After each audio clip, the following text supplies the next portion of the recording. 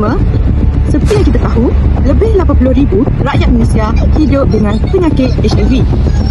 Namun, stigma terhadap mereka masih menebal. Dalam temu buat ini, kita akan mendekati masyarakat sejauh manakah mereka benar-benar mengetahui atau memahami tentang penyakit HIV.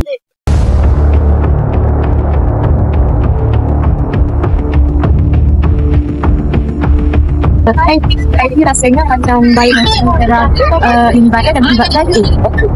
Pada pandangan saya lah, HIV ni adalah satu penyakit bila mana seseorang tu melakukan hubungan seks bebas ataupun hubungan sejenis, mungkin dia dapatlah penyakit ni. HIV ialah virus yang melemahkan sistem pertahanan badan. Kalau tak dirawat, boleh jadi penyakit AIDS.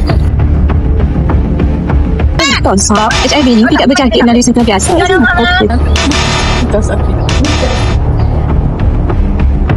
Rasa tak sebabnya hubungan seks tanpa perlindungan adalah salah satu faktor untuk terkait HIV.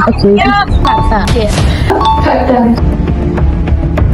Yang mitos sebab nyamuk tak menyebabkan virus HIV. Fakta lah. Ya, betul. Okay, nasihat saya lah untuk orang luar di luar sana kan. First, elakkan daripada seks bebas, perkongsian jarum dan sentiasa buat ujian HIV. Dan janganlah kamu mendekati zina, sesungguhnya zina itu satu perbuatan yang keji dan jalan yang buruk. Surah Al-Isra ayat 32. Nasihat saya kepada masyarakat untuk cegah penyakit HIV ni adalah mengelakkan daripada melakukan hubungan seks bebas dan hubungan sejenis. Sebab kita tahu berita sekarang banyak tentang HIV tu kan. Sebabnya penyakitnya adalah kerana seks hubungan sejenis lah. Jadi dalam nasihat saya kepada masyarakat.